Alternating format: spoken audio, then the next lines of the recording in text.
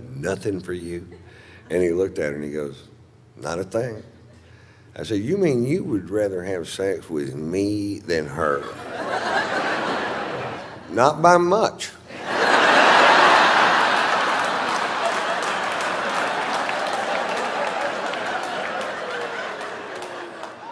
What if I lost some weight? I'm doing yoga and I'm eating ham-free carrot cake. My dick has ears.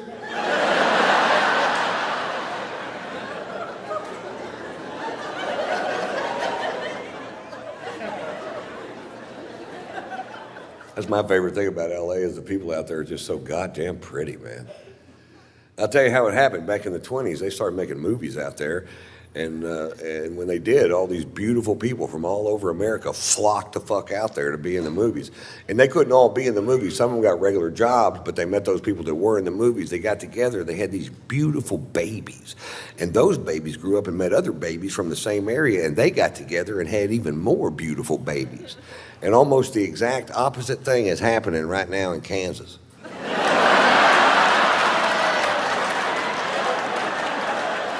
Kansas is full of ugly quitters. Have you ever been there?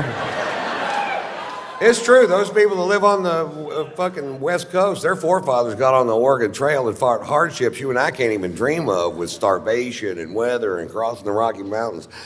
Not those people in Kansas. Their forefathers got on the Oregon Trail, St. Louis, Missouri. They got to Kansas, said, fuck it, I'm staying here, and I'm gonna fuck that fat girl right over there. We had a baby. It looks like a potato. And that potato grew up and met another potato from the same town, and abracadabra, Topeka.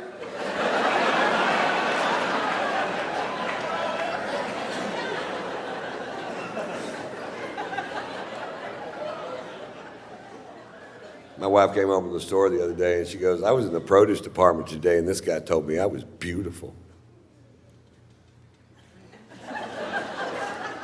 Well, baby, he's right. You are beautiful. He goes, yeah, but he said it. I'm like, well, I'm saying it now. You're beautiful. Yeah, but he said it. Really? You ever overdraw his checking account? You ever drive his brand new Mercedes straight through the fucking garage door? Did that ever happen to that guy?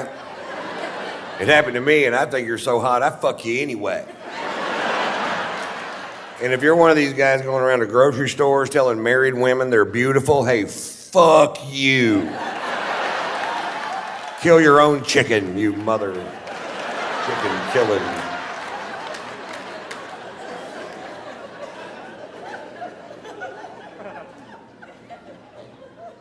My wife's best friend has an autistic child named Louis. Louis is 12 years old, and he's the sweetest child I have ever known. I've known him since he was 6, and we were at their house Labor Day, and Louis informed me that he was going to run the 40-yard dash for the Special Olympics at Gwinnett High School near where I live in Atlanta, and he asked me if I'd come hoot for him.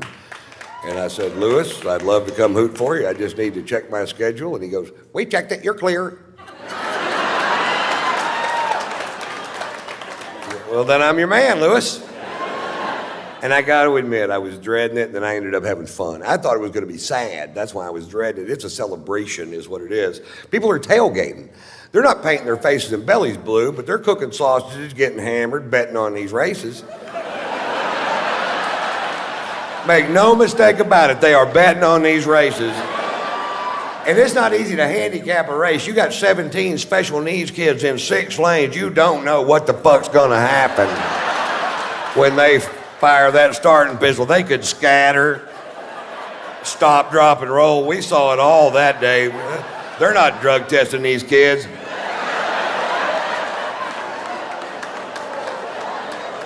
And they announced a 40-yard dash, and I was making a little wager on my man Lewis, which I did for $100. And I was looking down at the track. I'm up in the stands, and I was trying to figure out which one's Lewis, which isn't easy because they all wear the exact same thing. They wear Special Olympics t-shirts, Special Olympics shorts, which they got that day. But you can wear whatever footwear you want. And Lewis, for whatever reason, had chosen yellow rubber boots. which didn't make sense at first, and then it started raining. Fuck, if this thing goes off-road,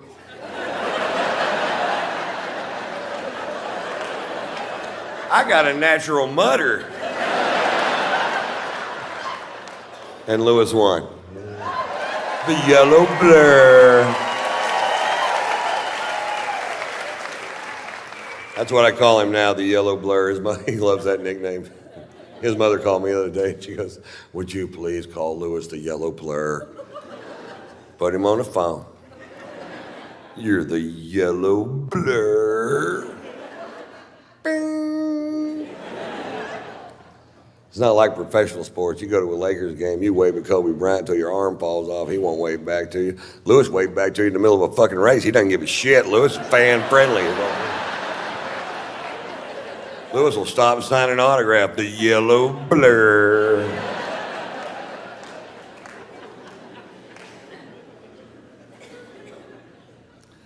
I took my son Tater Tots to Europe this summer.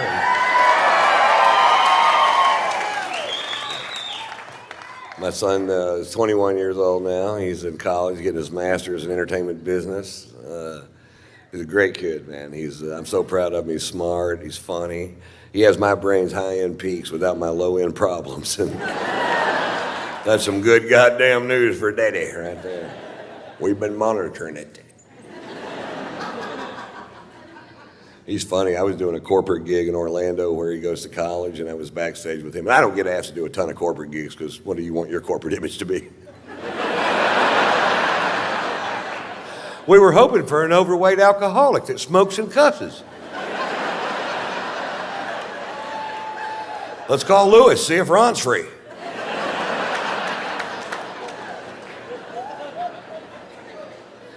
Anyway, I'm backstage in the green room with my son, and I wear wild socks.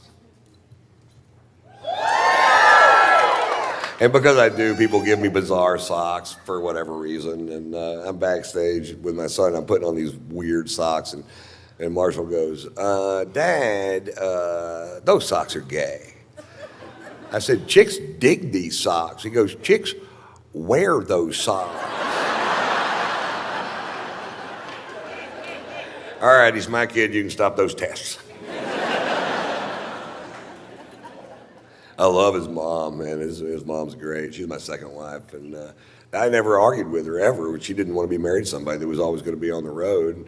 The only argument I ever remember having with her was when he was a toddler about whether or not we should spank him, and her contention was that if you had an argument with an adult and you disagreed with him, you certainly wouldn't hit him. I said, "I would if they peed in my face."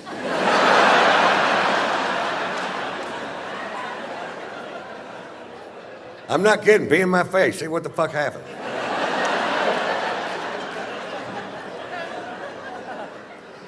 She busted him with internet porn when he was 15, and I felt so sorry for him.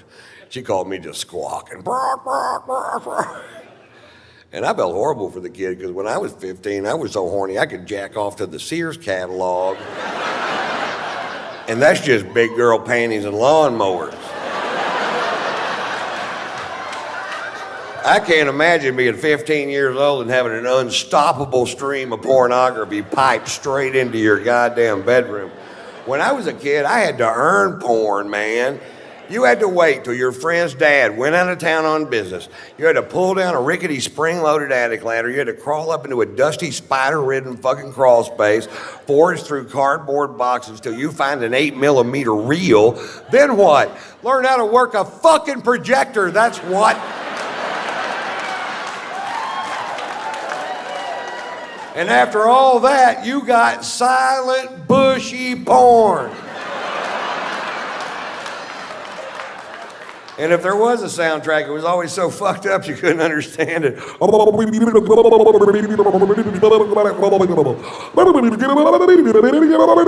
He's gonna stick his finger in her ear? No, his penis in her rear. Watch the movie.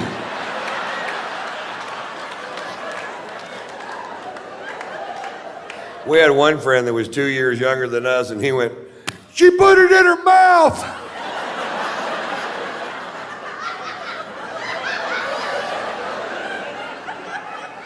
I didn't know she was gonna put it in her mouth. She gonna need to brush her teeth.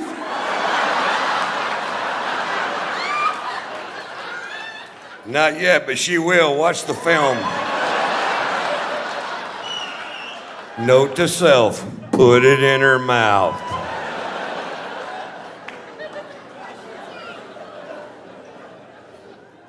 So Lori told me, she goes, that's my ex-wife's name is, she goes, you're gonna need to talk to your son about sex, it's time. And I said, well, you're right, it is. And she goes, when are you gonna do it, Ron?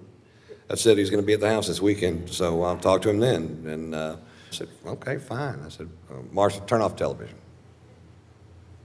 I said, turn it off, I need to talk to you. All right. I said, I want to talk to you about sex. He goes, oh, Dad, come on. I said, nope, you're 15 years old. It's time we had this talk. And he goes, okay. I said, the clitoris is as sensitive as an eyeball.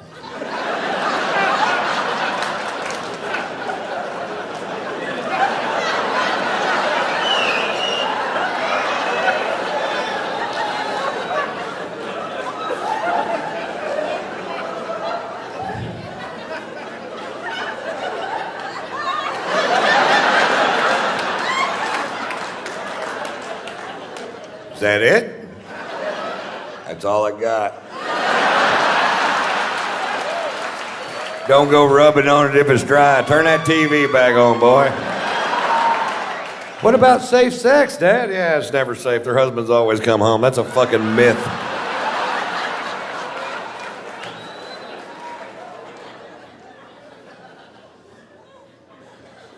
He's so smart, man. I just can't believe how smart kids are today. He can answer any question that you can come up with in 2 seconds off his phone. He's a computer freak anyway, but you ask any question, doesn't matter, world geography, world history, a note in a song written 300 years ago, click, click, there it is. When I was a kid, I had to believe my mother. That's it. That's all I had. Mommy, where do rainbows come from? Well, 3,000 years ago, an 800-year-old man named Noah was commissioned by the Lord to build a giant ship, and all the animals, 2 by 2, you try to run that crap by a kid today, they're like, click, click, bullshit. Click, click, porn. People fucking on my phone.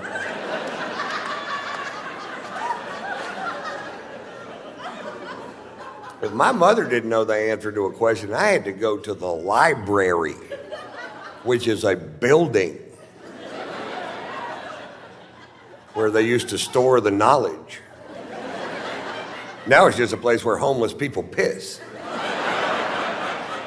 But my mother used to drop me off at the library when I was a kid, and I was always so intimidated by it because it was so big, and you had to be quiet because the knowledge is sleeping, and you had to learn a decimal system made up by some fuck named Dewey.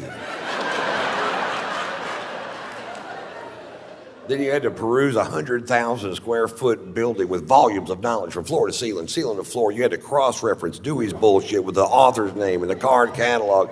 And you finally get to the place where the knowledge that you seek is supposed to be, and it might not fucking be there. Where's the knowledge that I seek? Yeah, somebody else has got it. When are they going to bring it back? They keep it for a month for a nickel. How am I supposed to learn what I need to know? You ask your mother? My mother doesn't know how to work a projector.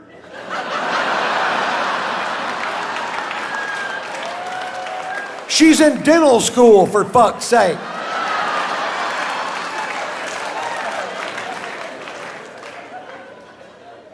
Don't try to do the math on that bit. It'll just fuck you up.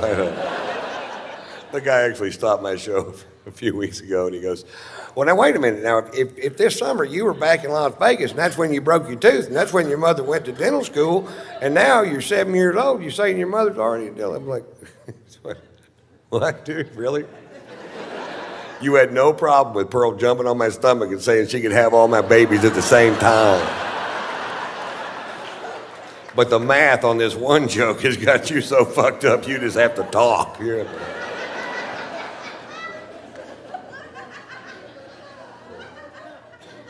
Tell you, the internet changed everything, man. It certainly changed the way people Don't buy music, you know. The record industry is on its ear, man, because what they manufacture became easier to steal than it is to buy. And that's just a fact of nature these days, and they'll figure it out. But I used to sell millions of comedy albums, and now it's hard to sell them because it's just so easy to fucking rip it off. You know, just click, click, out of my IRA into your fucking pod. When I was a kid, you had to get a ride to Sears, which is a building. You had to find the record department on your own.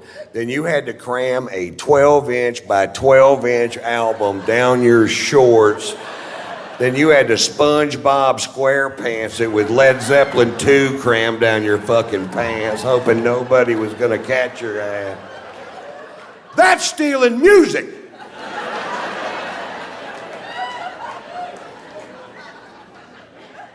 We didn't have Viagra. You had to like somebody to fuck them.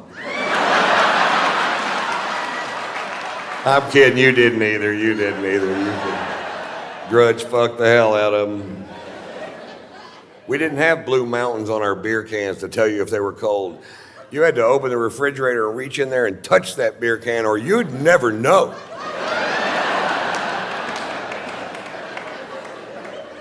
But somebody somewhere went, well, if we only had some sort of thermostat on each individual can, like the mountains changing color to see the optimum drinking temperature. Thank you, Rocky Mountain.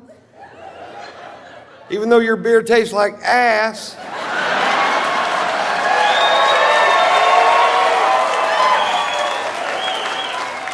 Those mountains should turn brown.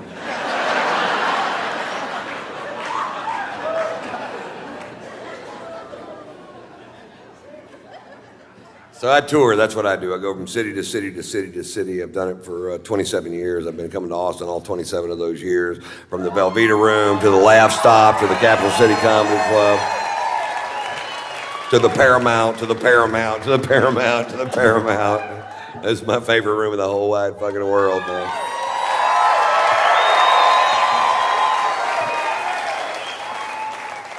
I tour with my wife usually, and I love to tour with my wife because I only have sex with my wife. I don't have sex with other women. I've been married 3 times, and that has not always been my policy.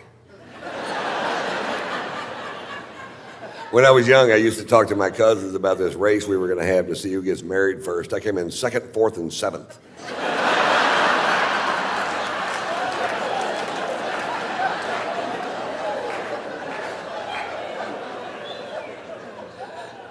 I feel like my wife misled me a little bit when we first got together, because when we first got together, she was all about, you know what, I don't ever want to have children. I'm just one of those women that never felt the urge to give birth. And I don't like real diamonds. I don't like them because of that blood diamond thing. You know what I like to do? Suck dick and cook. I like to suck dick and I like to cook. In fact, when I'm not cooking, I'm sucking dick. And when I'm not sucking dick, I am cooking.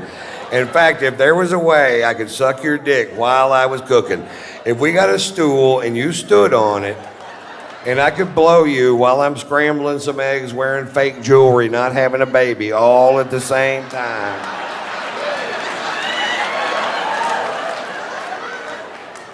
That would be heaven for me. Fuck me too.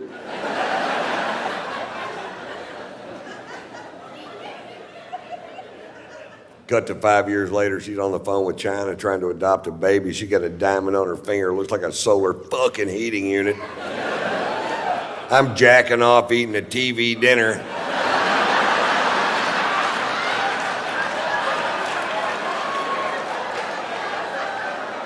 Wonder what she's got under that Snuggie. I bet she's naked as shit under that Snuggie.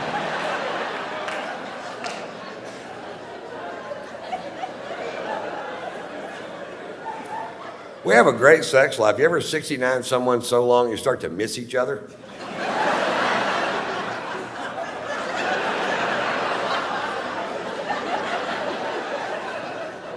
Then the snow turned to rain. love you. April, May. I need some food. And we can both use a shave.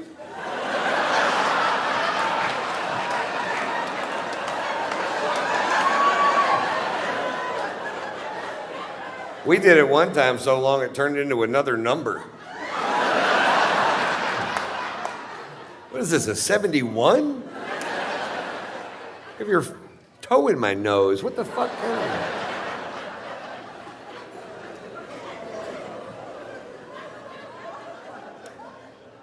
My wife has a new move in the bedroom. My wife's new move in the bedroom is, look at me. Look at me. Open your eyes, Ron. And look at me.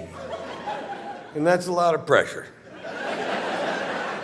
It is, to look into the eyes of the woman you love while you're making love and look deep into her soul and still see another woman. What the fuck are you doing here? I thought you got hit by a bus.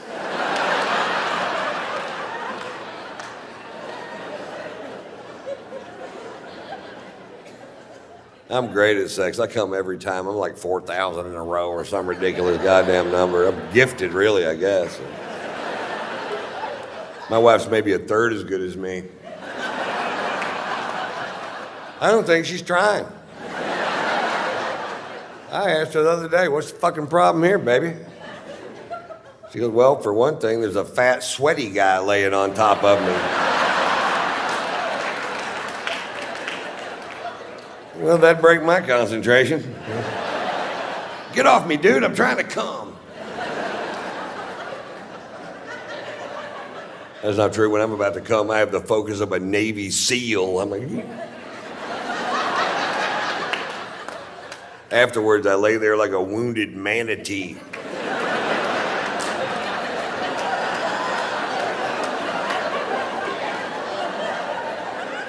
Poke him with a stick, see if he moves.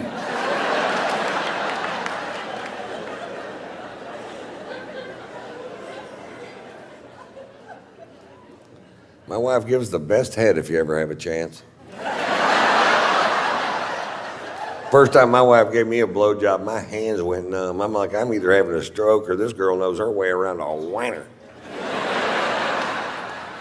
And I told her when she got finished, I said, that's the best damn blowjob I ever had in my life, by a lot.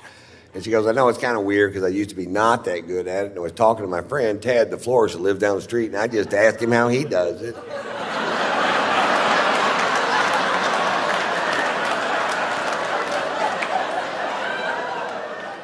You suck my dick like Ted, the florist? Well, that motherfucker knows what he's doing, I'll tell you that. Now every time I see Ted, I'm like, you ought to open a school, dude. Call it Ted's Head. Tulips for every occasion. You could open a head and breakfast. Well, then what would my slogan be? Food. It's the only thing that doesn't suck.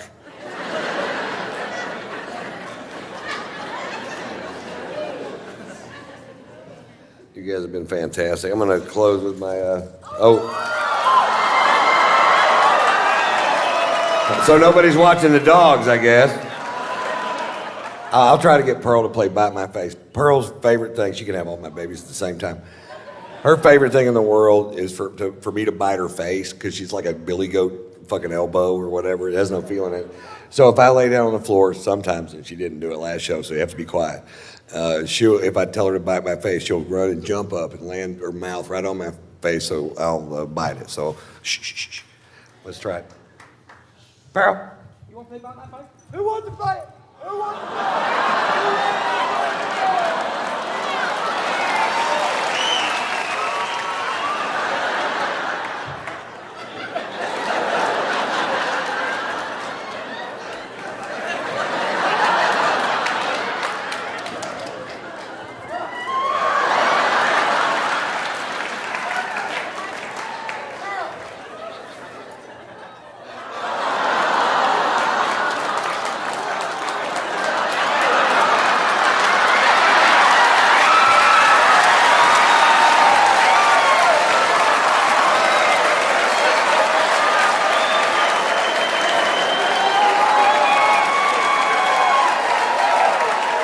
Well, that went way better than I thought it would.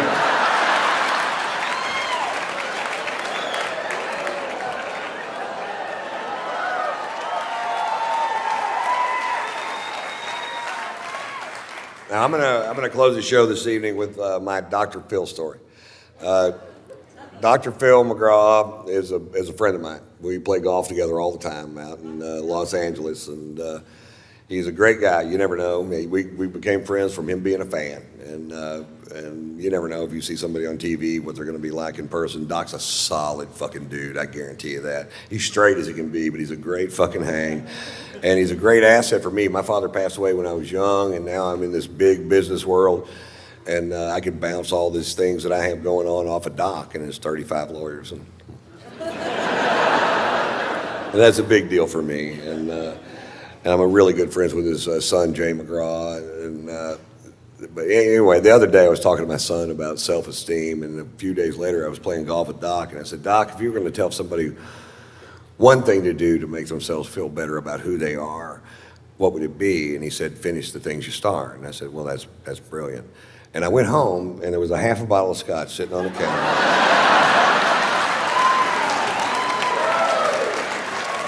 I think I know what he's getting at. That's not my Dr. Phil story. Here's my Dr. Phil story. Every year, Doc and his family rent a yacht for 12 days in the Mediterranean, and that's their vacation. And it's the only way he can get away, you know, because he is the most famous person in America. He's the most recognizable face, 6'4", bald dome head, porn mustache. You can spot him from any fucking where. And because he seems so approachable on television, and he really is approachable, I mean, he's a sweetheart of a dude, but people are always, anytime he goes out in public, they're just, oh, what about this?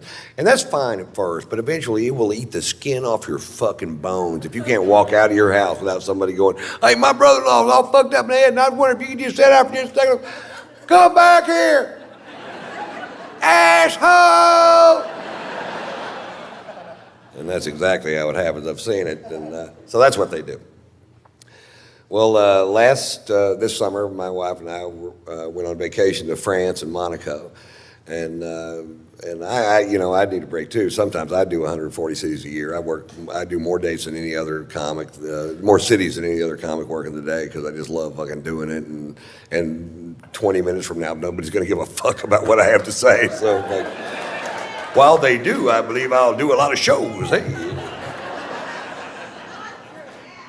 So we're in France and Monaco and having a great time, man. We're just I'm really in love with my wife. She's so talented. We have a fun life together, and we're there. And then one day the phone rings and it's Doc, and he goes, "Aren't you guys in Monaco?" And I said, "Yeah." He goes, "We're going to be in Monaco tomorrow. Why don't you come party on the yacht?" And I said, fuck yeah.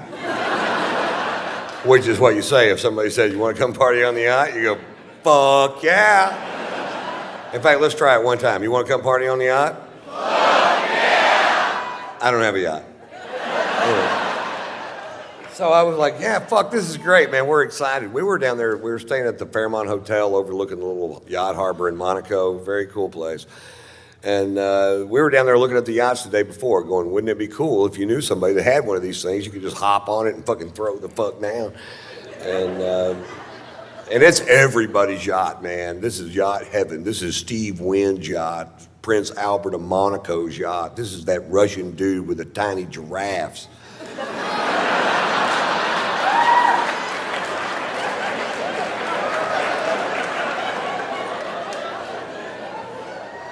Anyway, they're coming in at 6:30 the next evening, so the next morning we wake up, or next afternoon we wake up and we go have this amazing lunch, and we're drinking this fucking great wine from France, probably.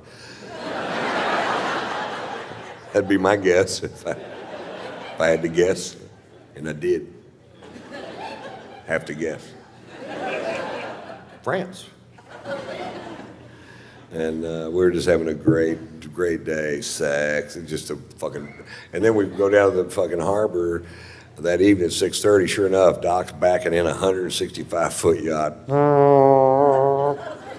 I'm not sure that's how they do it, but.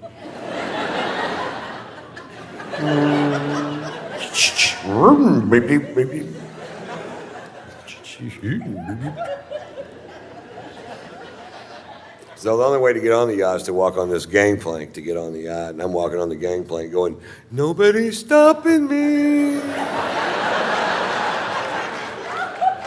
And we get on the yacht, and there's our friends from California halfway around the world. Are you fucking kidding me? How much fun are we having? I'm hugging everybody. There's a bunch of people on the yacht. Anytime I'm hugging you and I'm in a strange place, what I'm really doing is looking over your shoulder trying to find a bar. That's why I'm turning you.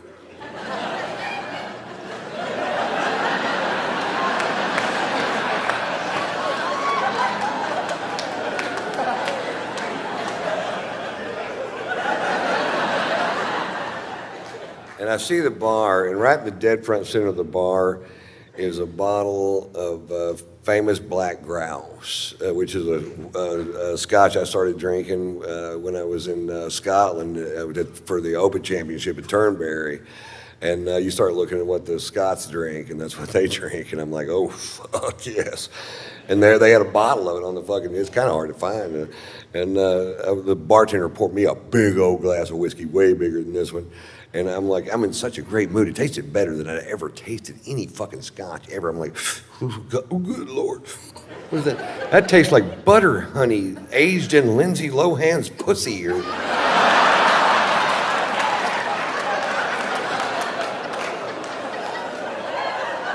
It tasted so good, I decided to skip dinner and just have a couple more of them. I'm gonna scare me up another one of these. That's one. How about one more? All right. I hadn't had a drink since lunch. I was fucking thirsty. I was going at it, you know. And Doc noticed I was really drinking hard, and he goes, boy, you're really drinking tonight, Ron. I said, yeah, Doc, some nights it just tastes like spring water. He goes, why don't you just drink spring water, Ron? I don't know, I'm not a fucking doctor.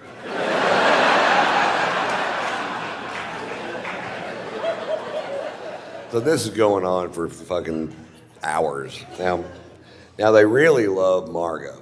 They really love my wife, Margot. Margot's sung on Dr. Phil's show a few times, and they go everywhere to see her.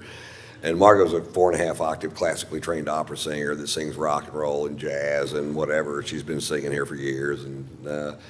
And Robin McGraw loves to goad my wife into singing, and my wife loves to be goaded into singing, so they make a great little fucking team. And so we're on the back of this yacht, and Robin goes, come on, Margot, sing for us. And Margot gets up. There's people on the back partying on all these yachts, and there's bars on the pier, people out there. And Margot gets up and she sings. They love jazz in France and Monaco. They have jazz clubs all over the place. And she gets up and she sings a jazz standard at full voice, which I don't get to hear her sing at full voice. She sings around the house, but not at full voice. And when she sings at full voice, it makes me cry. And I'm, oh no. And she finishes the first song at full voice, and people stand up on the back of all these yachts and start cheering. They go, yeah! And I'm like, oh, how cool is this, man? They really dig jazz. I forgot how much they dig jazz. She gets up and sings another song, fucking screaming. And then people are gathering up around the back of the boat. And by song 4, there's 400 people behind the boat listening to her sing. You could hear a pin drop, just like this, pin drop. And she's just killing it. And I have a little secret. I am fucking hammered, man. I am so drunk. I can't even believe it my fucking self how drunk I am. I'm like, Jesus Christ. Whoa. And I'd get a drink and I'd take one little sip out of it and I'd talk to somebody, I'd look back and it's empty. I'm like, anybody else drinking out of this glass?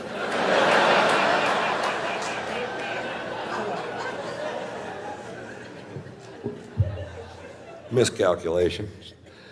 Anyway, she does, I don't know, 7 or 8 songs, and she goes, okay, guys, that's enough. And she sits down, and Doc goes, well, Ron, you want to do something?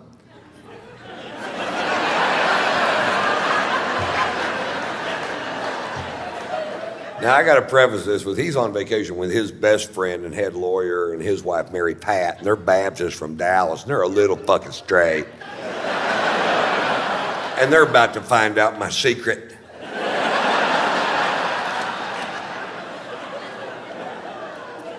About 20 years ago, I was doing a bit that was so vile that I only did it for about a week, and I just quit doing it. I'm like, this is not the direction I want to take my crowds or my show, and I have no idea why I picked that night to dust her off and take her for a spin.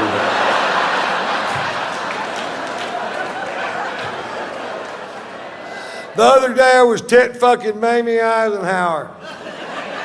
Right before I came, my dick slipped and went straight down her tracheal tubes. Here's the moral question. Do you pull out or dump a load into her lungs? Yachts are pulling up anchor on both sides of us as fast as they can pull them up. They're leaving the harbor so fast there's a surfable wake. There's a stampede of tiny giraffes diving off the pier, swimming towards the ocean in certain death. People are pulling their kids off the pier. I went, I don't think they heard me. I'm going to do it again. Doc goes, that's enough out of you, Ron. And Margot's tapping me out. You ever been tapped out? Come on, baby. It's time to go. She's seen it. Come on, honey. Let's just go back to the hotel. It's time for us to go. Come on, baby. Baby, let's just go back to the hotel. Come on, Ron. And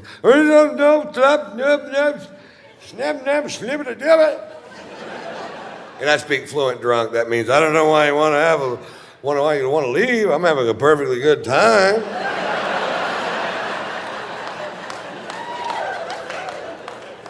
Turns out there was a consensus.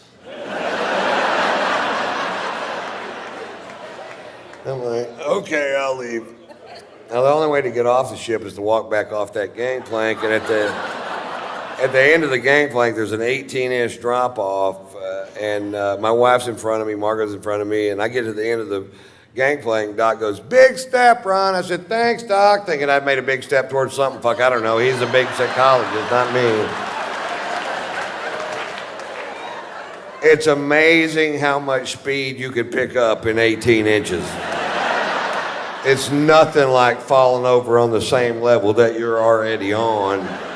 I slammed down to that fucking pier. I landed square on this elbow, dislocated this shoulder, put a 4-inch gash down the back of my arm, and I was so drunk I just bounced off that pier.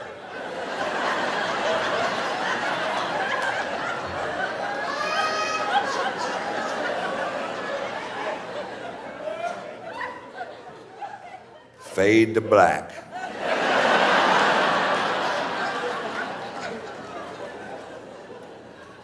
I wake up the next morning with the shoe buddies. All I can do is lay there in bed and go,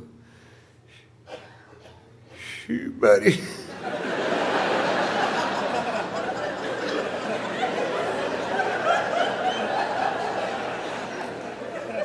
I can't move my shoulder.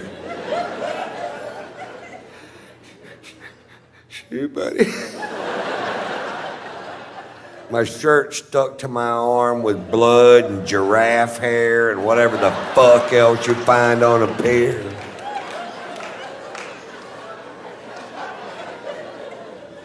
Shoe buddy. I have a wet Jolly Rancher in my armpit. Sour apple. Had to cut it out with a pair of scissors. You almost can't eat them after that.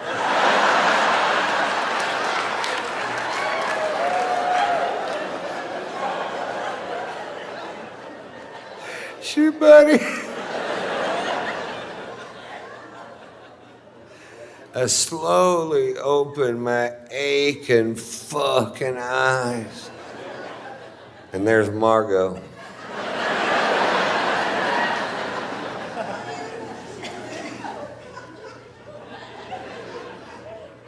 What happened? You got really drunk last night, Ron. What did I do? Well, you did the tits fucking Mamie Eisenhower story.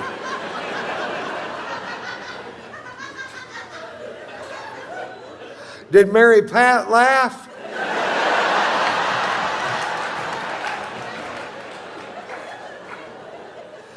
Mary Pat left is what Mary Pat did. Shoot, buddy. You think they're going to invite us back over to party on the yacht today?